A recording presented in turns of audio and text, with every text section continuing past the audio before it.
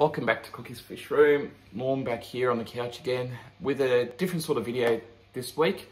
I actually want to discuss Discus, something a bit different. I've recently decided to start keeping them, and it's been, again I should say, because it's been a while since I've had them. I used to have them a long time ago and I absolutely love them. They're up there with my favourite fish alongside guppies and endlers. People think I only keep guppies, and that's not entirely true. I do have other fish. They're absolutely stunning and gorgeous fish. Now, I want to give a big shout out and a big thank you to Melbourne Tropical Fish. Without their support and their input, I wouldn't be able to be doing this video right now. I've purchased some of my Discus. I purchased a lot of fish from these guys, absolutely fantastic. But they gave me these healthy Discus, which I did purchase. And the Discus are amazingly healthy, and the price that I got them for is amazing as it is. So I will show some footage of these Discus. And I'll let the video do the talking for you. It's amazing how colourful, how happy and easy it is actually to take care of these fish. And there's a misconception out there that they're so hard to look after, but I can tell you right now, between guppies and Discus, these are the easiest fish I've ever looked after in my life. There's hardly anything involved to looking after this, and they're the most stunning creatures I've ever seen. So let's get started talking about these. So let's just talk about where they're found in the world. Naturally, they're in nature. They're found in the Amazon, South America. They're very peaceful type of fish, and you wouldn't want to put in too many bullying type of fish to live with them. Like, they can get sick if under stress and under duress. So if you throw in tiger barbs or you throw in a beta with Discus, of course you're going to cause problems, and you don't want to do that. Even angels tend to pick on other fish. So the bullying type of fish is the type of fish that you want to avoid having as a tank mate with these. Now, tank size, you want a 4-foot tank. Basically, they prefer a longer tank over a taller tank. If you do have a 3-foot, that's fine, as long as it's long. Okay, so shallow tanks aren't too bad, but as long as they're long, you want to have length. It's really important that they get the ability to swim back and forth. They are a schooling type of fish, so you do want to have at least 4 to 5 minimum, depending on your tank size. Now, when purchasing these guys, you'd want to buy them as small as possible. Reason being is they do adapt to their surroundings, your parameters, your water type, the plants, everything easier. They're more durable, they're hardier when they're smaller, so they can take, parameter swings, anything that might go wrong, easier than an adult Discus. Adult Discus are harder to contain and maintain in an aquarium that's brand new. So I did buy mine as a juvenile. They aren't huge. They're still very beautiful and colourful, and they do have the time. They will take their time to grow. Now, speaking of time, they take approximately 2 years to 2.5 years to become full size, which is about hand size, my hand size. So that gives you time to appreciate their colours and all that, because it does change a little as they get older.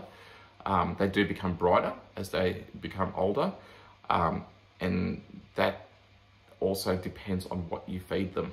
Now, I'll get onto what you feed them in one sec, but I do want to discuss one more thing to do with time, is their lifespan. They do live for approximately 10 years. Sorry, I'm just getting my iPad's dying for some reason.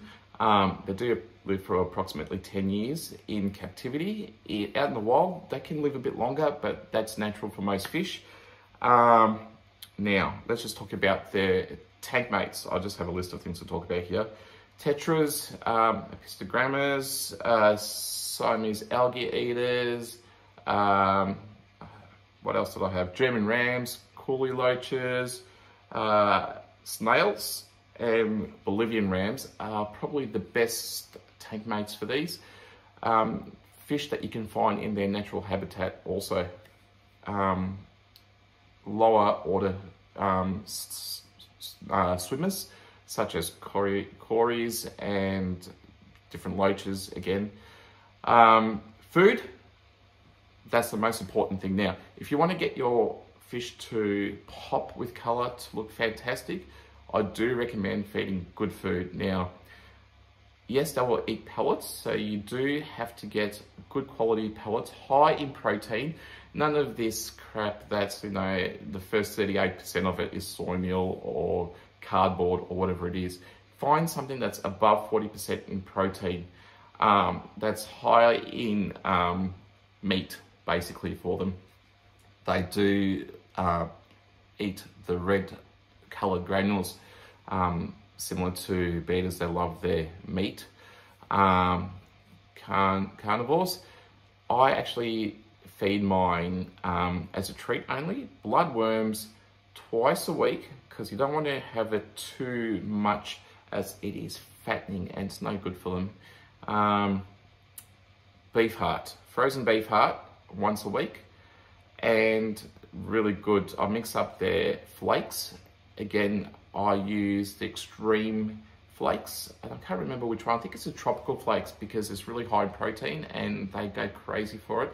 And the granules I do use is, I think it's just a home brand one made by my my LFS, but it's 48% in protein and meat based, and they love it. And their color is just amazing, and you'll see it as Renee, who does my videos for me, she'll put a clip of my tank over the top of this or towards the end, whichever she can do.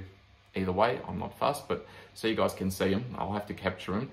They are night swimmers mostly. So when I say that, if you have a plankton tank like I do, they are very shy under bright light. So during the day, you won't see them as much as evening. So in the evening, I do have a sunset program for my tank. So from basically 4 p.m. through to 9 p.m, it's very low light, and they absolutely love it. That's when they swim from side to side.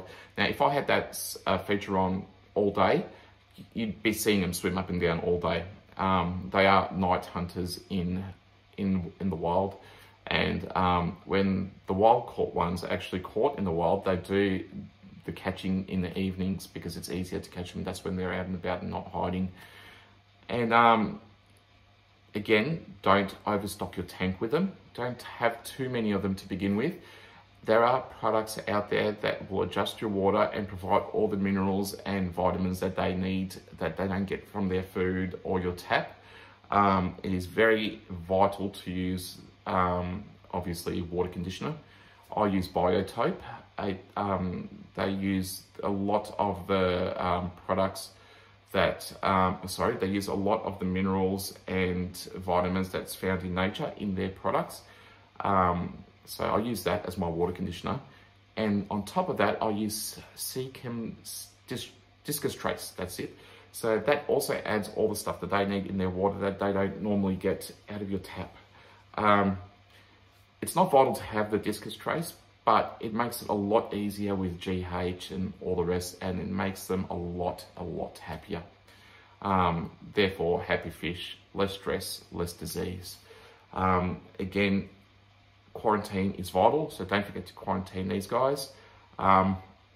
You won't have to deal with diseases further down the track. They are gorgeous, they are happy. I'm actually looking at them as we're speaking. They're right behind the camera getting swimming up and down, which I found unusual, because I was just telling you they don't come out during the day, during daylight as much. Not at all, but as much. They love their hiding spots in the tank. So yeah, Have a planted tank for them. Have lots of tall stem plants where they can swim between, driftwoods where they can swim between. Don't have a boring tank where it's bare bottom and no plants. They'll get depressed. Fish do get depressed. Fish hate it. They'll get sick. And if they do pair off, you will notice two off together. You will need a flat surface for them to lay eggs. They are egg layers, similar to angelfish, and you'll have wrigglers before you know it. But that's down the track. So I'm just happy to see them swimming as a school and being happy with each other. So a huge shout out again to Melbourne Tropical Fish for making this possible. Your fish are amazing. These discus are healthy. They survived quarantine with no issues. They look happy, no disease, and they'll eat me out of house and home just like my two boys. So anyways, thanks again for tuning in, guys. I know this is a different sort of video. Discus are very popular in the aquarium hobby and trade. In Asia, it's probably more popular than guppies and endless over there. It's up there with beaters. So thanks again for everyone tuning in. Please leave a thumbs up if you like the video and subscribe to the channel, and take care of yourselves. I will chat to you guys soon. Bye for now.